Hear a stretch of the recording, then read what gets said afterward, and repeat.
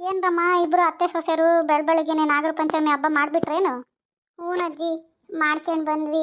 ಬೆಳಬೆಳಗ್ಗೆನೆ ಎಲ್ಲ ಕೆಲಸ ಆಗಿತ್ತು, ನೆಲ ಕಾರ್ಣೆ ಎಲ್ಲ ಆಗಿತ್ತು.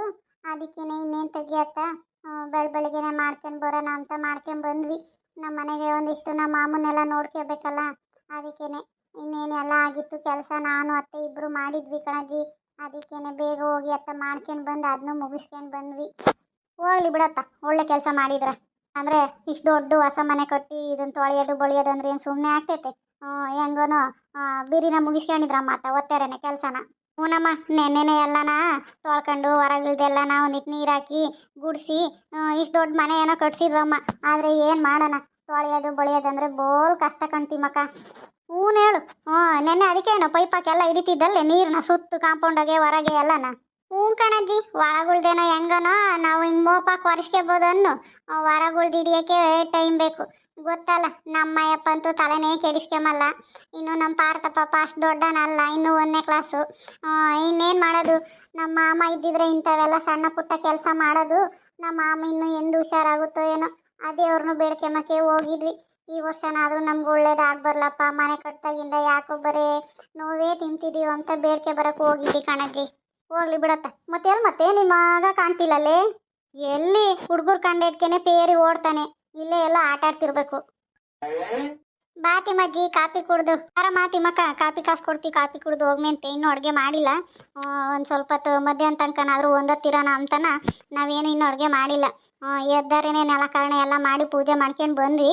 ಇನ್ನೂ ಒಂದು ಸ್ವಲ್ಪ ಹೊತ್ತು ಸಂಜೆ ಒಂದು 3 ಗಂಟೆ 4 ಗಂಟೆ ಹಂಗೆ ಅಡುಗೆ ಸ್ಟಾರ್ಟ್ ಮಾಡ್ತೀವಿ. ಈಗ ಹಣ್ಣು ಹಂಪಲು ಅದನ್ನೇ ತಿನ್ಕೊಂಬನ ಅಂತ ಹೇಳಿ ಒಂದಿಷ್ಟು ಅವಲಕ್ಕಿ ಬೆರ್ಸಮ್ಮ ಅಂತ ಹೇಳಿದ್ದೆ. ಅವಲಕ್ಕಿ ನೆನಕ್ಕೆ ಒಂದಿಟ್ಟು ಕಾಯಿ ತುರಿದು ಒಂದಿಟ್ಟು ಬೆಲ್ಲ ಹಾಕಂತ ಹೇಳಿದ್ದೆ. ಅದನ್ನ ಇವಾಗ ಹೋಗಿ ಮಾಡಬೇಕು. ಬಾ ಕಾಪಿ ಕುಡ್ಕೊಂಡು ಹೋಗ್ಮೇಲೆ. ಇಲ್ಲ ಹೇಳಮ್ಮಯ್ಯ, ನಾನು ಇವತ್ತು ನಮ್ಮ ಮನೆಗೆ ಆತ ಮಾಡಿದ್ರು ತಿಂಡಿನ ನಾವು ಇವಾಗೆಲ್ಲ ಮಾಡೋದು. ನಾವು ಗೌರಿ ಗಣೇಶ ಹಬ್ಬದಾಗೆ ಮಾಡ್ತೀವಿ. ಅದಕ್ಕೇನೆ ನಮ್ಮ ಮನೆಗೆ ಇವತ್ತು ಯಾತನೋ ಗೊರ್ಜಿ ಸೊಪ್ಪಿನ ಮಾಸೊಪ್ಪು ಮಾಡಿ ಮುದ್ದೆ ಮಾಡಿದ್ದು ನಮ್ಮ ಅಮ್ಮನಿ ಉಂಡು ಬಂದೆ. ಪರವಾಗಿಲ್ಲ ಹೇಳು, ಕಾಪಿನೂ ಕುಡ್ದು ಬಂದೆ. ಸುಮ್ಮನೆ ಈಗ ದಾರೆ ಕಂಡ್ರಲ್ಲ, ಏನಮ್ಮ ಬೆಳಬೆಳಗ್ಗೆನೆ ಪೂಜೆ ಸಜ್ಜೆ ಇಟ್ಕೊಂಡು ಹೋಗ್ತಿದ್ರಲ್ಲ, ಎಲ್ಲಿಗೆ ಹೊಲ್ಟ್ರಿ ಅಂತ ಕೇಳಿದೆ ಅಷ್ಟೇ. ಹೋಗಿ ನೋಡ್ಕೆ ಹೋಗ್ರಿ ಅದೇನು ಕೆಲಸ. ನಡಿಯಮ್ಮ, ಹೋಗಿ ಒಳಗೊಂದಿಟ್ಟು ಅದೇನು ಕೆಲಸ ನೋಡೋಣ. ಸರಿ ಅತ್ತೆ, ನೀನು ಹೋಗು ಗಂಗಾ. ಸೌಮ್ಯ ಫೋನ್ ಮಾಡಾಳೆ, ಮಾತಾಡಿ ಬರ್ತೀನಿ. ಸರಿ ಅತ್ತೆ, ಆಯಿತು, ನೀವು ಮಾತಾಡ್ತೀರಿ.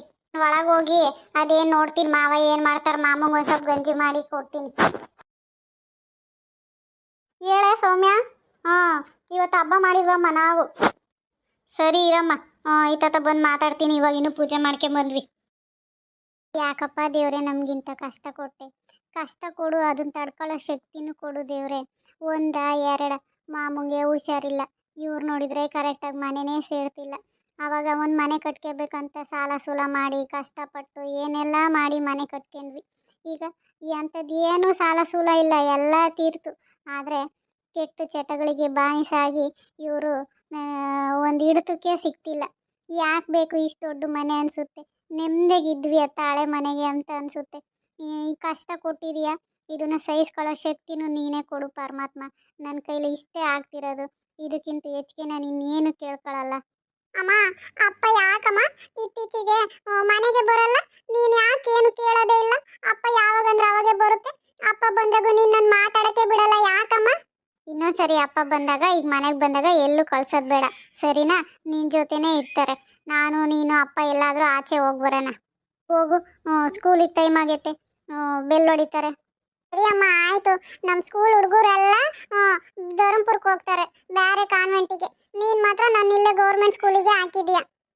ನಿನ್ಗೆ ಇಷ್ಟ ಆದರೆ ನಿನ್ನ ಫ್ರೆಂಡ್ಸ್ ಎಲ್ಲಿ ಹೋಗ್ತಾರೋ ಅಲ್ಲೇ ಹೋಗು, ಮೆಂತೆ ಹೋಗು. ಇಷ್ಟು ದಿನ ನನಗೆ ಕೆಲಸದಾಗೆ ನಿನ್ನನ್ನು ಎಲ್ಲಿಗೆ ಹಾಕಬೇಕು ಏನು ಅಂತ ಯೋಚನೆನೇ ಮಾಡಲಿಲ್ಲ. ಊರಾಗ ಹೋಗ್ಲಿ ಬಿಡು ಅತ್ತ, ಈಗಿರೋ ತಲೆನೋವನ್ನ ಸಾಕು ಅಂತ ಸುಮ್ಮನಾಗಿದ್ದೆ. ಇನ್ಮೇಲೆ ಇಲ್ಲಪ್ಪ, ನೀನು ಮಾತಾಡ್ತೀನಿ, ಹೋಗಿ ಅಪ್ಪಾಜಿ ಬರಲಿ ನಾನು. ಸರಿ ಅಮ್ಮ, ಆಯಿತು. ದೇವ್ರೆ, ಆದಷ್ಟು ಬೇಗ ಈ ಸಮಸ್ಯೆಗಳನ್ನೆಲ್ಲ ಬಗೆಹರಿಸಪ್ಪ. ನಮ್ಮ ಮಾವ ಆದಷ್ಟು ಹುಷಾರಾಗಲಿ. ನಂಗೆ ಅವರೇ ಒಂದು ದೊಡ್ಡ ಬಲ ಆಗಿದ್ರು.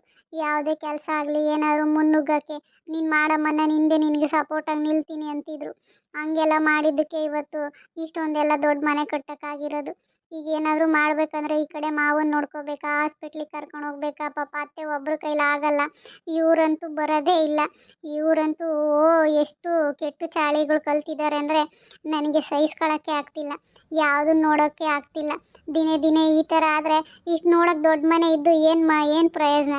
ಇನ್ನೊಂದು ಸ್ವಲ್ಪ ದಿನದಲ್ಲಿ ನಾವು ಬೀದಿ ಬಿಕಾರಿಗಳಾಗ್ಬಿಡ್ತೀವೇನೋ. ಅದಕ್ಕೆ ಆದಷ್ಟು ಅದನ್ನು ತಡ್ಕೊಳ್ಳೋ ಶಕ್ತಿ ಕೊಟ್ಟು ಮುನ್ನುಗ್ಗಕ್ಕೆ ನನಗೊಂದು ಧೈರ್ಯ ಕೊಡಪ್ಪ. ಅವನ್ನ ಆದಷ್ಟು ಹುಷಾರು ಮಾಡಪ್ಪ ದೇವ್ರೆ. ಅವರು ಏನು ಕೆಲಸ ಮಾಡೋದು ಬೇಡ, ಎದ್ದು ಓಡಾಡೋ ಥರ ಆಗಲಿ. ಆ ಸ್ಟ್ರೋಕೆಲ್ಲ ಸ್ವಲ್ಪ ಕಡಿಮೆ ಆಗಿ ಕೈ ಕಾಲು ಸ್ವಲ್ಪ ಮೂಮೆಂಟ್ಸ್ ಬಂದರೆ ಸಾಕು. ಅವ್ರ ಕೆಲಸ ಅವ್ರು ಮಾಡ್ಕೊಳ್ಳೋ ಥರ ಆದರೆ ಸಾಕು. ಅಷ್ಟೊಂದು ಅನುಕೂಲ ಮಾಡಿಕೊಡು ದೇವ್ರೆ. ನನ್ನ ಫ್ರೆಂಡ್ಸು ಫೋನ್ ಮಾಡಿದರು, ಇವತ್ತು ಬೇಗ ಹೋಗಬೇಕು. ಇವ್ರು ಎಲ್ಲೋದ್ರೋ ಏನು ಕತೆಯೋ. ಒಂದು 10 ನಿಮಿಷ ಇರು, ಪೂಜೆ ಮಾಡ್ಕೊಬತ್ತೀವಿ, ಹುತ್ತಕ್ಕೆ ಹೋಗಿ ಅಂತ ಅಂದರು. ಇನ್ನೂ ಇಷ್ಟೊತ್ತಾದರೂ ಬರಲಿಲ್ಲ. ಎಲ್ಲೋದ್ರೋ ಏನು ಕತೆಯೋ. ನನ್ನ ಫ್ರೆಂಡ್ಸು ಫೋನ್ ಮೇಲೆ ಫೋನ್ ಮಾಡ್ತಿದ್ದಾರೆ. ಏನು ಮಾಡ್ತಾವ್ರೆ ಇವರು ಇನ್ನೂ? ಹೊರಗೆ ಹೋಗಿ ನೋಡೋಣ. ನನಗೆ ಬೇಗ ಟೈಮ್ ಆಗ್ತಿದೆ. ಎಷ್ಟೊತ್ತು ಕಾಯ್ತಾರೆ ಇವ್ರಿಗೋಸ್ಕರ? ನಮ್ಮ ಫ್ರೆಂಡ್ಸ್ ಎಲ್ಲ ಹೋಗ್ಬಿಟ್ರೆ ಏನು ಮಾಡೋದು ಆಮೇಲೆ? ಯಾಕ್ರಿ ಕೋಪ ಮಾಡ್ಕೊಂಡಿದ್ದೀರಾ? ಏನಾಯಿತು? ನಿಮ್ಗೆ ಹೇಳೇ ತಾನೇ ಹೋಗಿದ್ದು ನಾವು ಹೊರಗೆ. ನೀವು ಇತ್ತೀಚೆಗಂತೂ ತುಂಬ ಬದಲಾದ್ರಿ ಕಣ್ರಿ. ಆರ್ತು ಈಗಷ್ಟೇ ಕೇಳ್ತಿದ್ದ ಗೊತ್ತಾ, ಅಪ್ಪ ಯಾಕಮ್ಮ ಯಾವಾಗೂ ಮನೇಲಿರಲ್ಲ, ಎಲ್ಲೆಲ್ಲೋ ಹೋಗ್ತಾರೆ, ಎಷ್ಟೊತ್ತಲ್ಲೋ ಬರ್ತಾರೆ ಅಂತ. ಯಾಕ್ರಿ ಹಿಂಗಾದ್ರೆ? ಯಾಕ್ರಿ ಮನೆ ಬಗ್ಗೆ ತಲೆ ಕೆಡಿಸ್ಕೊತಿಲ್ಲ?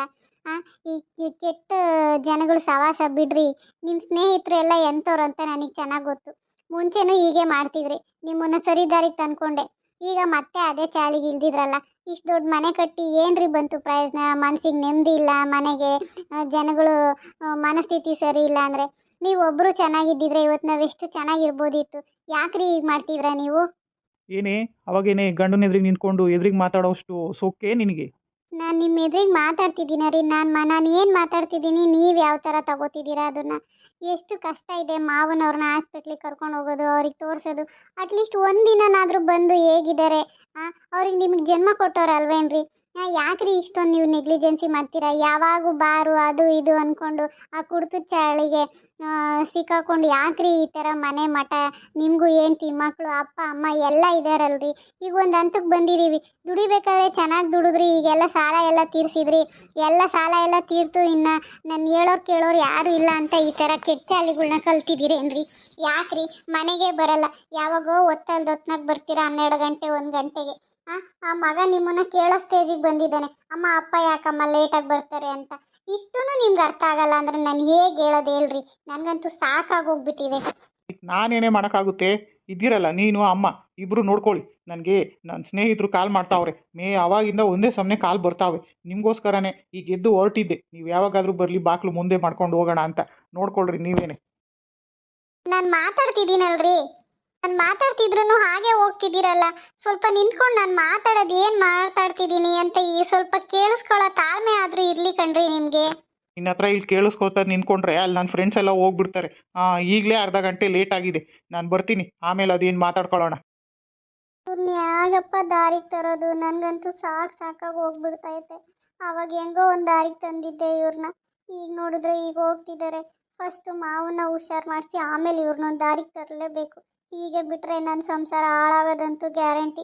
ಪಾರ್ತು ದೊಡ್ಡನಾಗ್ತಿದ್ದಾನೆ, ಅವನಿಗೂ ಎಲ್ಲ ಗೊತ್ತಾಗ್ತಿದೆ. ಇವ್ರ ದಿನ ಅದು ಕುಡಿದು ಬಂದು ಆ ಮಕ್ಕಳು ಮುಂದೆ ಈ ಥರ ಎಲ್ಲ ಮಾಡಿದ್ರೆ ಆ ಮಕ್ಕಳು ಮನಸ್ಸು ಮೇಲೆ ಪ್ರಭಾವ ಬೀರುತ್ತೆ. ಆದಷ್ಟು ಬೇಗ ಇವ್ರನ್ನ ಸರಿ ಮಾಡಬೇಕು.